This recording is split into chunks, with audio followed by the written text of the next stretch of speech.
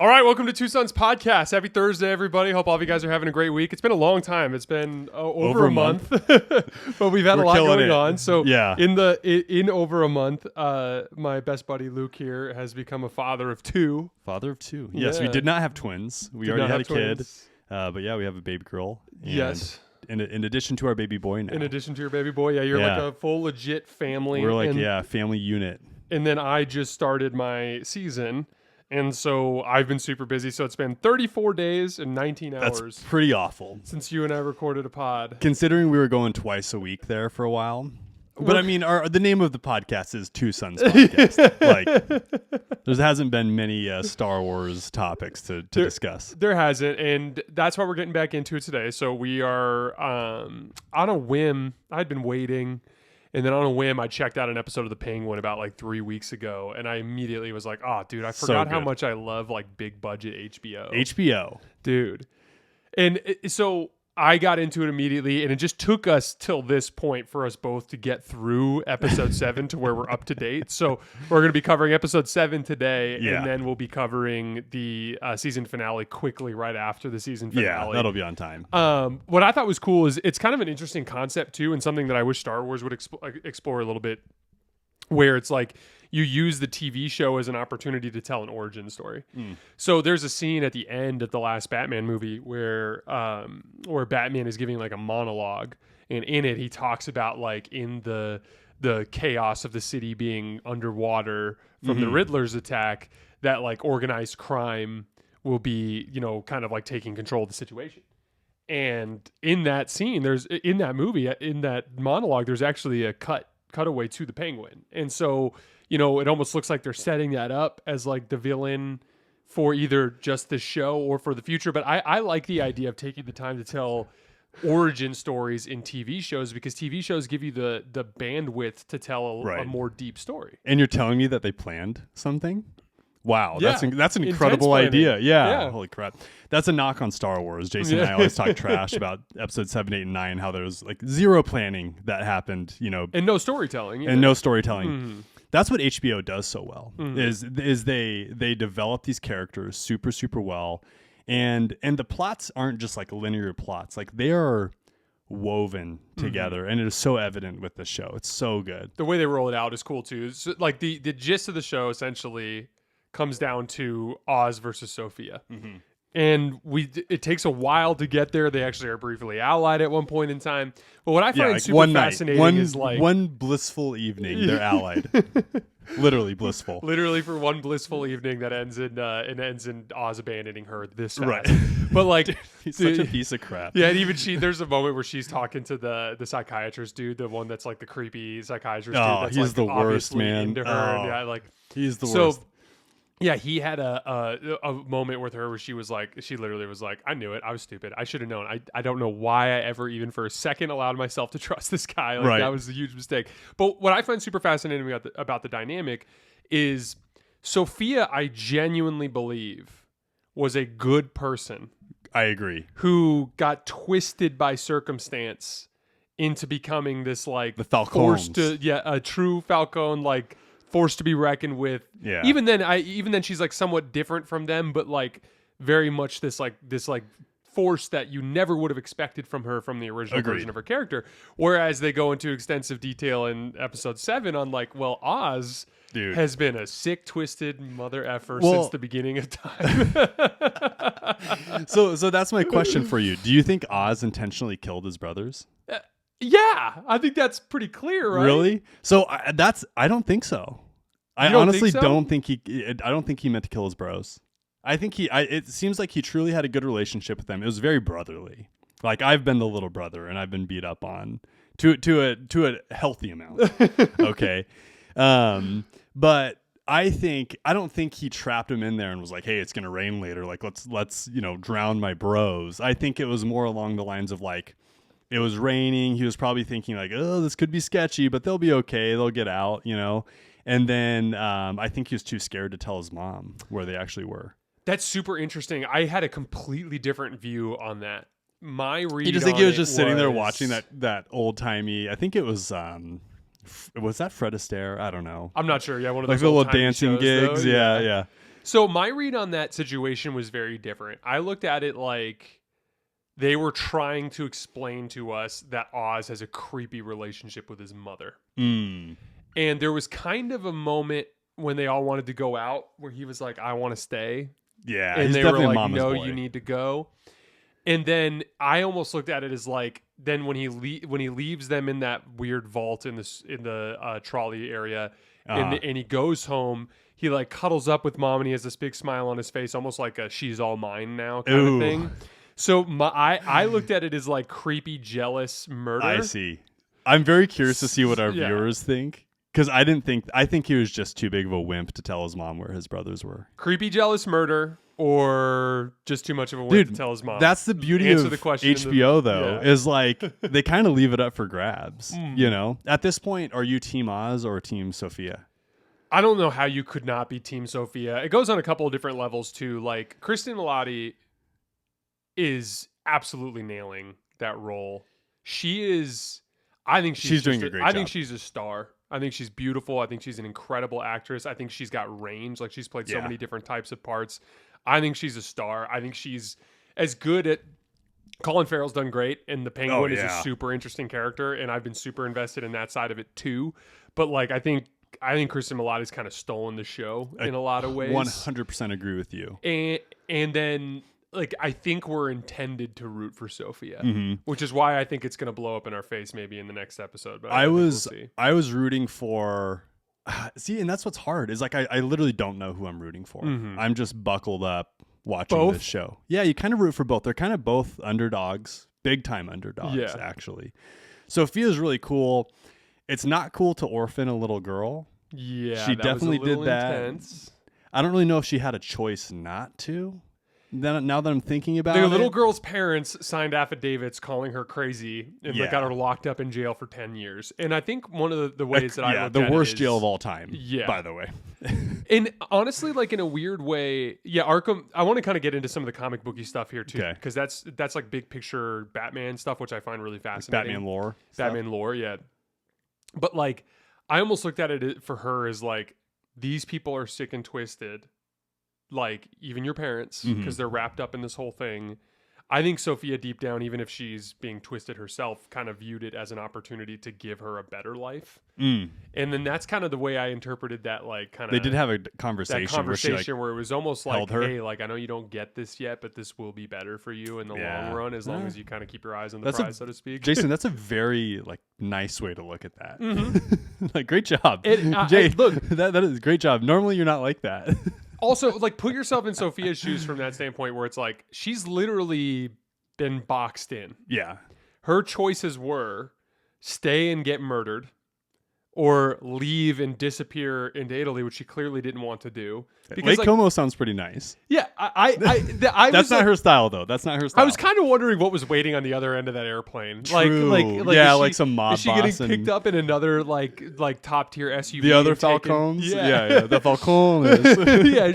Is she being taken to a villa somewhere where, like, she could, like, just veg out and have a great time or for the they rest just kill of her her life? there. Yeah. Or is it like she's getting on a plane? Like, like that's where I did.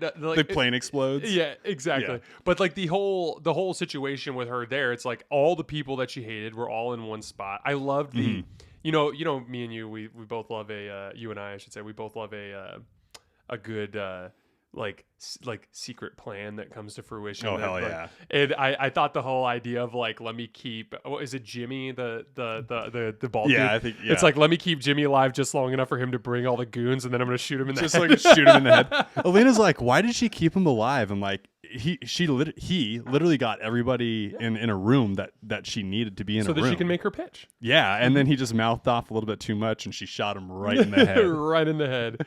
Dude, and like, so do you remember when we watched Shogun? Yeah. Shogun's an all-time, man. It's so good. And we're going to get another season of Shogun here in a By couple the way, years. We did an entire series on Shogun. You should go check that out. Yeah, we did covered every episode of Shogun, not just 7 and 8. Yeah. So, usually we're better than this. Yeah, usually we're better than. It's been busy, dude. You literally, your family has increased in size by 33%. Yeah. Okay. True. Yeah, and I went from working 3 days a week to working 6 days a week. Yeah. So we've been busy. So anyway, my roof is leaking. Yeah. That's why you've been so busy. And all hell is breaking loose. Dude, I feel like since the season started, I've gotten like out of shape. I've been going to F45 less. I know. Dude, I had a play today when I was playing where I toasted a guy off the dribble and had like an opportunity to go up off my left leg for a dunk. Just didn't happen. And I got up there. But I ended up having to turn it over and lay it in instead. But like I was like, dude, like a month ago I was jackhammering this, Go and tomorrow. I just don't have any pop in my leg. I'll work anymore. out with you like tomorrow. Dude, every time I get busy, the gym falls on the back burner, and dude, then that's it's how it just goes, hard for man. me to do that. Anyway, back to Shogun. Anyways, So we do need to get back in the gym though. Dude, I've gone to F45 like once in the last like 13 Go days. tomorrow. Yeah, I know it's bad. So anyway, Shogun. If you remember, there was a thing that they did with the seppuku where it happens a bunch of times in the show, but we never actually see it. And then finally they show us when what's-his-face, the older gentleman, the patriarch or whatever, I can't remember his name. I can't remember We're his name. too disconnected from the show at this point. But he commits seppuku in front of everybody. And it's this like jarring scene, right? Right. There's this dynamic that's happening in this show, and I'm not sure if you've noticed it, but where it's like everyone dies, right? So like everyone dies. So like when Sophia... Pretty typical HBO. Yeah. Yeah, this is very typical, yeah. In episode 6, when Sophia is like kind of going around and she goes to the prostitute house. Yes. Oh, she was a And disappointment, by the way. You're just waiting for her to get killed. I know. And it was like the inverse of it, where it's like everyone dies. And then Carly and I, when that scene was over and she walked out, Carly and I looked at each other and we're like, I know. okay. Dude, I was just waiting for her to get capped, right? And then it worked out in her benefit because then she got the information on where Vic and Oz's mom were, right? That's another example. Even Vic kills Squid. Yeah. That was a hard dude. That was a hard. tough scene. They could have just had that Vic scene though, because Vic did everything he could to not kill that dude. Good guy Vic. Good guy Vic. And then even when he did, he's like, damn it, why'd you make me do that to you? Dude, and HBO's so crazy. Like they could have just had him shoot him in the gut or like shoot him in the chest. By the way, Saul, I don't know why I just thought of this, having a heart attack in front of Oz. That was crazy. That was crazy. But anyways, another death. But no, he gets shot in the jugular and then bleeds out while like sitting up. Mm-hmm. That was a hard watch. That was gnarly. That was gnarly. Dude, but that's a lot of HBO people do for die. you. Oh yeah, yeah. But you're right. Like, but there's like each death is kind of like, it sounds weird, but like a huge payoff. And then that just goes to show, man. Like, there's been so much craft put into this plot. There's been so much craft put into it. The Sal part that you're mentioning. Dude, that came out of nowhere. What's so funny about it too is like I've thought about this a lot. Like, you know, the entire concept of like living a life of crime. I imagine like, did you ever watch Narcos? Mm-hmm. Yeah, Okay, season so 1. Season 1, yeah. I watched the beginning of season 2 and I got out of it as well. Dude, it felt like a completely different show between season 1 and season 2. Anyways, so Life of Crime. Yeah, no. So what's the I'm blanking on his name, the crime lord from Narcos.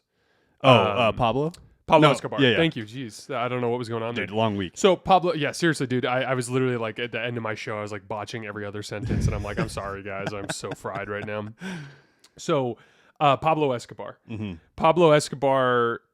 You watch that season 1 of Narcos, and you're like, dude, that dude lived a life. Like, yeah, does that look good to anybody? Horrible human being, like crashed an airplane to kill somebody. Like, yeah, that's right. Complete piece of human garbage. Like, I'm not trying to glorify the lifestyle, but like I always when I've looked at that sort of situation, I just imagine like if you think of a normal human life as like a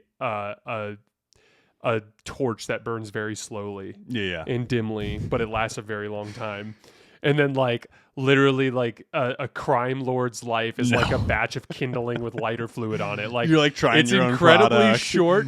Yeah. But like, man, is it this Very crazy explosive. like explosive life? And I'm just like, I just imagined like when Pablo Escobar was like running around on the rooftop about to die, he's probably like, all right, this is the end, but holy shit, it's been fun. Dude, I could never get behind that lifestyle. Oh, like, of course. The anxiety would kill me. The anxiety would kill me. There's nothing good in your life. Like, okay, it's like, okay, the best thing in your life is that you gave a shit ton of people a lot of drugs and you made a lot of money and gained some power. Dude, that's what blows my mind about like like nasty world leaders. Like, why are you doing this? Yeah, like, dude. don't you want your neighbor to be healthy and like for you to be healthy and you guys live a good life? It's mind-boggling, but maybe that's why you and I aren't crime lords, Like kingpins. Yeah, did you ever see the video? It's been 10 plus years since I've seen this, but the video of when Saddam Hussein got hung, it was like in like a creepy dark like stairwell where they did it. Ugh. And I remember like seeing the video and I was like, this is just like a shitty way to go out. It's I know you're like in the stairwell. But I want to like, be like surrounded by family and like on a ranch somewhere. Well, like the story of Oz is actually a really perfect example of this in the sense that like he's done nothing but move up in the crime world since Right. the beginning of the show, And he's died more and more his and more. like in his like standard of living has just gotten worse and worse. it's like now they're like in this like dumpy like place. True. And but it's like that's the thing. He's constantly looking over his shoulder. Yeah. Everything is like insane. But like you can, I think this is the genius of Colin Farrell's acting.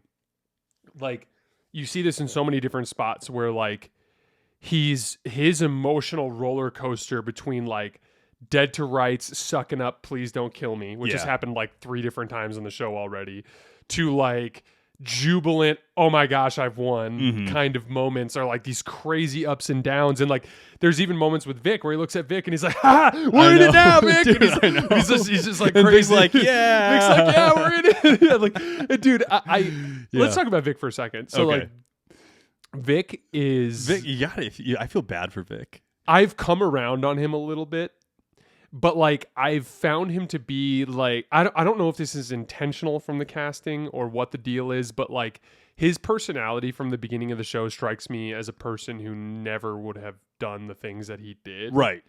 But I wonder if that's kind of deliberate in the sense that like one, there's some sort of payoff on that front in episode 8, or 2, like Oz just, it's a fear of Oz, like Oz just has him dead to rights and he has no choice, or like I don't know what it is, but like I've had It's a hard time complicated. buying. That's been the character that I've had the hardest time buying into it over the Yeah, series. it's hard because it's almost hard to. It's not super believable in some ways. Is Yeah. that what you're saying? Yeah, kinda. He's this great kid. You know, grew up in a hardworking family. Obviously, super loving. Like his life, yeah. Like his family was somewhat poor, right? But it wasn't that bad. I mean, like he had it wasn't too bad.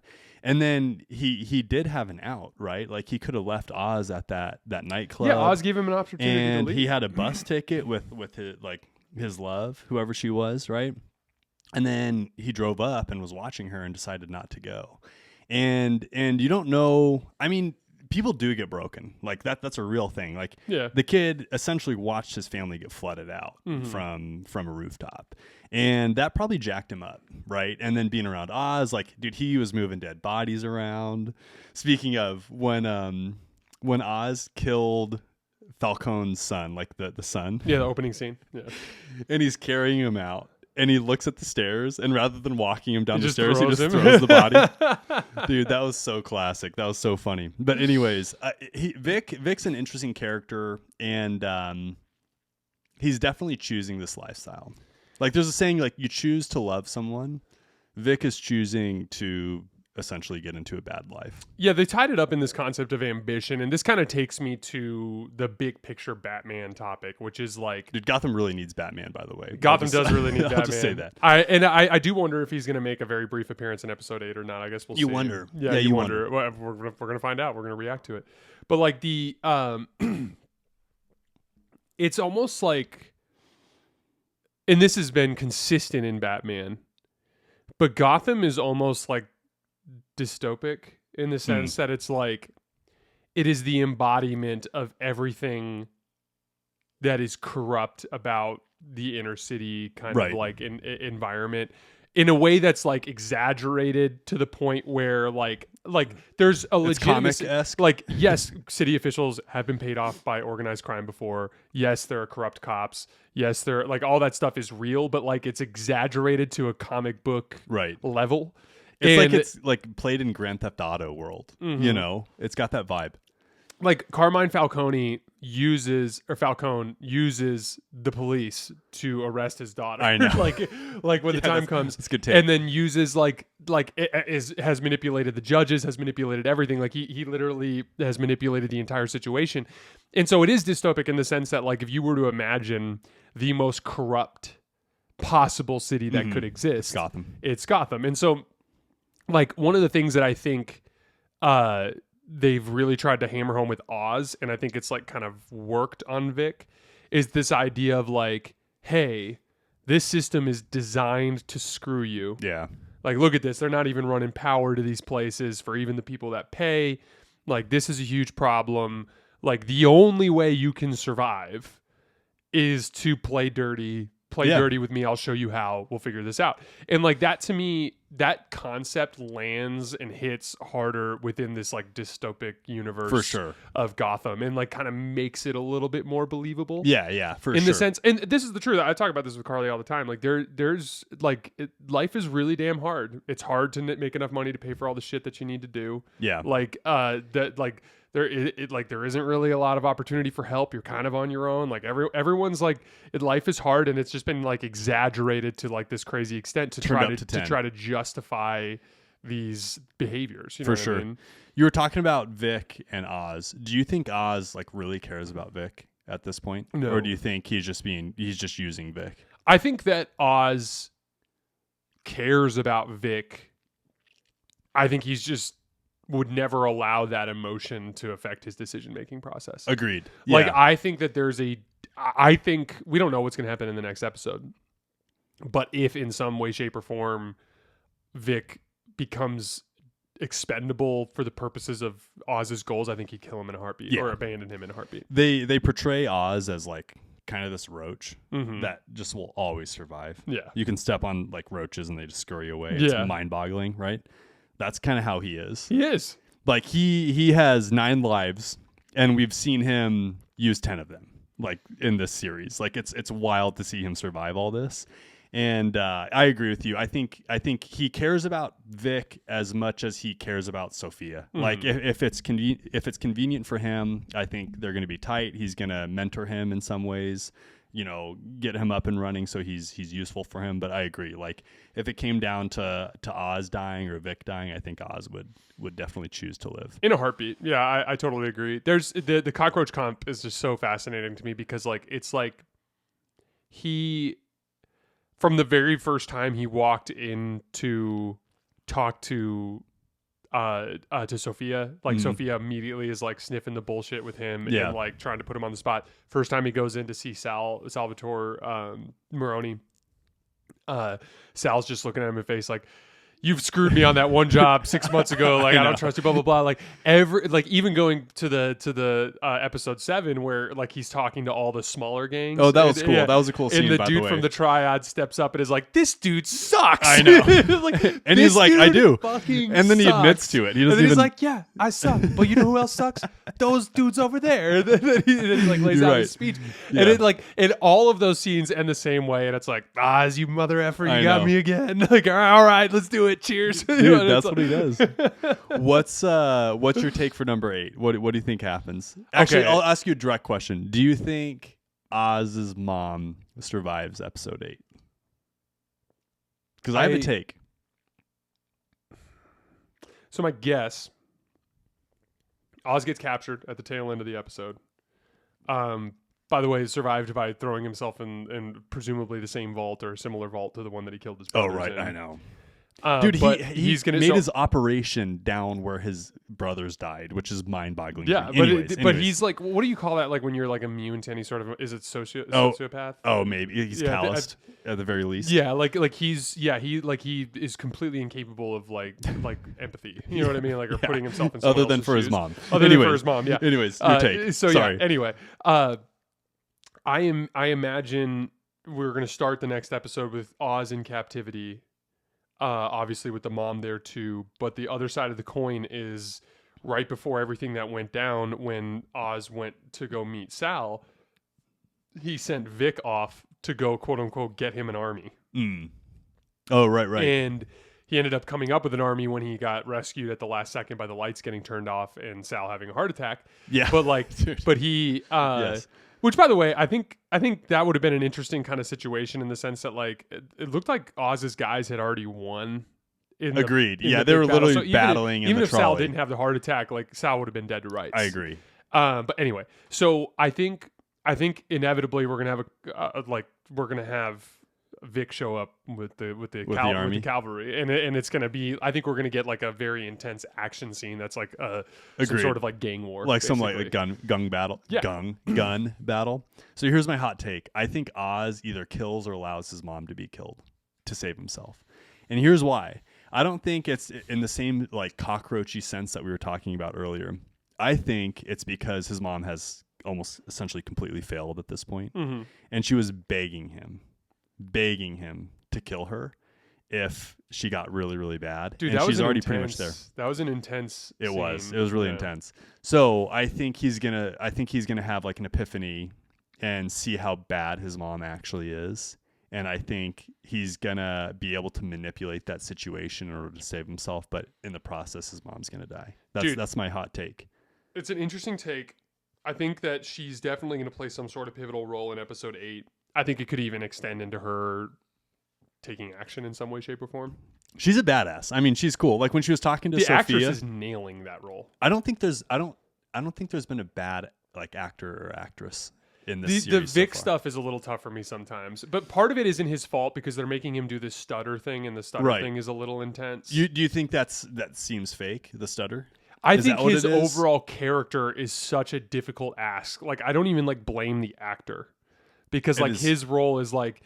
meek. Like, because even just like as a person, like he has a very kind looking face. Like he does. just looks like a nice guy. He looks like a nice guy. Yeah, and so like his thing is like he's playing a character that I think is really difficult. So I Mm-hmm. cut him some slack. But you're right, the acting has been good down the board. But Oz's mom is playing a difficult part. She's playing Gosh, I someone that know. has a degenerative brain condition. She's playing but she's also playing this like unhealthy relationship mother.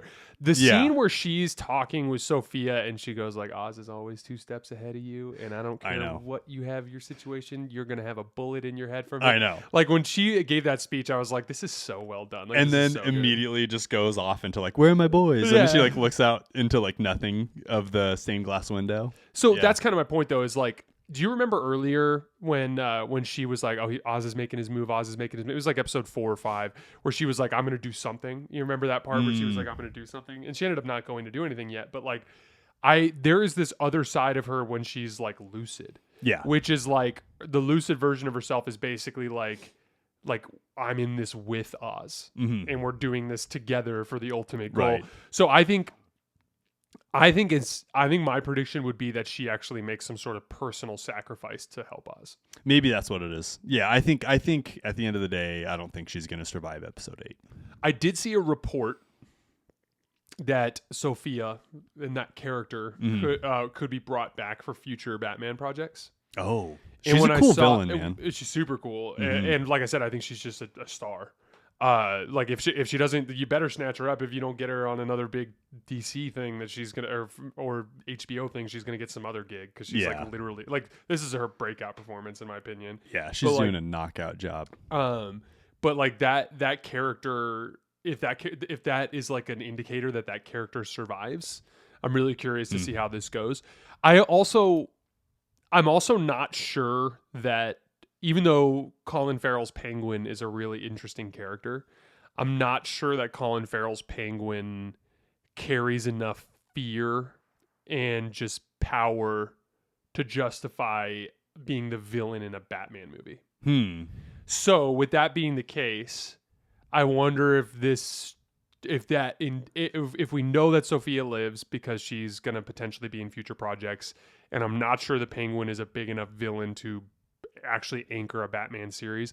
I wonder if he dies in episode 8. I think I don't know if I like that take. I think they could make him a big enough villain. You think so? By just giving him more power and status. He'd have to beat Sophia then, right? And become the only. I mean, there could be 2 crime lords. I mean, that there's already been. There was like So you think they'd 3. end in a stalemate? In Maybe. episode 8? I would not be Potentially, I guess. surprised. I mean, that would be a really good way to segue into number 2. Mm-hmm. And I think one of the reasons why he feels small is because he's literally living in his like apprentices, friends, family's shack house. Like, you know what I mean? Like yeah, he doesn't feel big. Like the dude, the best thing that Oz had going for him is his dope car, which was caught on fire. Yeah. Right. Like that thing is sick. I would never drive a purple car with gold rims, but I'll give it to him. For him, that's a cool For car. him, it works. Yeah. But I think one of the reasons why he feels small is because he is small right now. You know, and he is just getting started. Like he's self-made, right? Like he's going to be well on his way. So to your point, if Penguin wins in episode 8, he now has an alliance of all of the lower level gangs. Presumably, it is essentially the largest gang operation in the city. Yeah. And you would just have to find a way to justify, because that this is the other part of it too. Like with Gotham, this drug trade thing has been happening forever. Drops, mushies. yeah, bliss. We're like everyone's like, it looks like they're almost like chewing on like concentrated like sappy like what's on the inside of like strawberry gushers. Yeah, like it's like that, it's like dried out. Yeah. HBO messages us are like, Jason, that's exactly what that is. You would not believe how many gushers we've had to use. We hired a gusher man. He just sat there and squeezed the juice out of gushers. But it's Vic's brother, like in real life. But like they'd have to find they have to find a crisis that meets the Batman level of involvement. Dude, where the hell is Batman? This seems pretty big to me. So but I agree with you. Like level of like an entire city gets flooded. Well, so for instance, not just like, some people do some drugs at a nightclub. Bane. Yeah, Bane was bombs a football stadium and basically overthrows the government in Gotham and like captures the city. That's a good one. You're right. Yeah. Okay. That's big. The Joker. Has no interest in being a crime He was lord. Like bombing ferries. And most importantly, like he legitimately was. He actually took care. Like he combined all of the crime syndicates into one kind of thing too, if you remember in that movie. But his whole thing was like he wanted to mess with Batman. Like he had like a personal rivalry with Batman. Like the first episode with Ra's al Ghul and I'm forgetting the name of his like organization that he was with. But that was like a almost like a mythical historical organization, and they were that's what it was. Remember, they were like periodically through the history of mankind, we come in and bring in like near extinction level events to.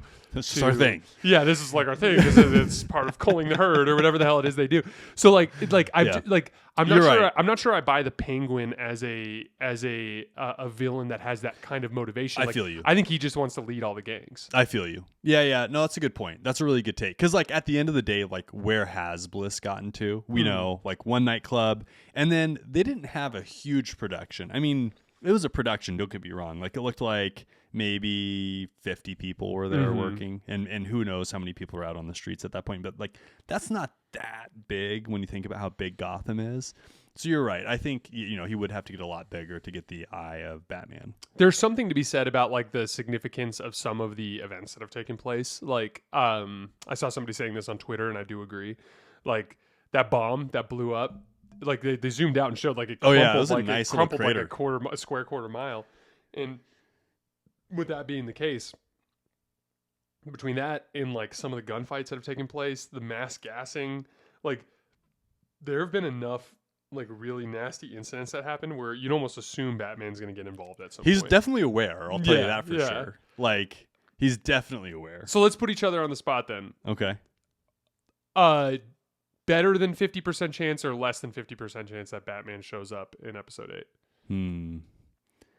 That's tough. I think it's a 51% chance, and it's going to be very like Plagueis-esque, where he's not actually involved, where we're just notified that he's aware of the situation, is my guess. I think I agree with you. I think bringing him in undercuts a lot of the dynamics at play if you just let him come in as like I think it'd be cheesy right as a superhero to destroy everything. Yeah, I think I would lean more to like 25% that he shows up. Okay, yeah. And I agree with you. I think if he does, it would be an extremely brief cameo at the very end of the episode where he's just aware of everything. Yeah. If anything, like a teasing of the next. Whatever. He just shuts it all down. He just saves the day, and that'd be so cheesy if that happened, right? He just goes in there with some bat-shaped throwing stars that are like silver, and he kills the penguin with them. He just walks in. It's like Sophie and Oz. Boom, yeah.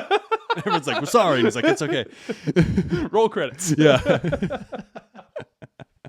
No, I think that would suck. I would be dissatisfied, I think, if he like shut everything down. I don't think that's gonna happen. No, I would really be don't. too. I really don't. I'm excited though. I've enjoyed it. It's good. It got a little dark. It got a little twisted. Like there was a point where I was like, man, it was getting like when Oz kills his brothers and like after Sophia kills her whole family. There's a lot of like there's a death lot to and unpack murder in the middle. No, when I think the hardest watch is when Sophia's in jail. I think that Dude, that was tough, man. that's rough. Like that is really, really hard. The idea, and this always has hit home for me. The idea of like a health professional using their status to like manipulate people and to take advantage of people is a really tough watch for me. Like that's actually like one of the reasons why like Nazis and like those doctors like bother me so much is just because like it's just true evil. It's like evil to the core. So like that episode I think was the hardest by far for me to watch. And like it's about your specific respect for the profession. I totally get that. I think like it was kind of an interesting part of the dynamic between Sophia and that doctor after, where it's so like, weird. Did you enjoy having the power over me? I know. Thing, you know, like that guy's the worst. Yeah, man. that guy is the worst. Like also like that like giant light they set up in front of. Oh, they're like the red light. Yeah, that and I've seen moves back and forth. I've heard of that as a strategy in therapy where like it's on a much more mild scale where like there'll be like a small screen, and there'll just be a dot that bounces back and forth. But like I was like that like giant like red light. I was like that just seems like it'd be really intense. Yeah. Like I feel like everyone would have their guard up if they saw something like that. For sure, that'd be super intimidating. Like, are you rewriting my brain right now? I Like, know. what is happening. I've got to take before we go about music and the importance of like how good music is. Let's hear it. And so I think in modern day Star Wars, one of the lacking aspects has been music. We went from like John Williams, beautiful scores, and then more recently there's really been no music that like really stands out to me. Maybe Kylo Ren's song is pretty iconic, but beyond that, nothing really stands out to me. What HBO has done with this is so good, because on one side they'll have something like really gritty happening, and they'll have like sharp notes of like a piano and like a harp happening, and then literally it'll be followed by like Dolly Parton's like pop hit from 1980 Working 9 to 5, and then it's like super upbeat and happy, and it creates like this diversity as you're watching. And it makes like the highs feel really high and the lows feel really, really low, kind of like what you were talking about, like Oz's character. And it just makes it super enjoyable to watch, and it makes each episode feel like truly different from the other ones, which is great. I remember you talked about that because you saw episode 4 before I did. When you were like, you know how episode 1 kind of had a little bit of that like lighthearted vibe. I was like, you were like, there's none of that. None of in it. Episode 4, None. But it's so.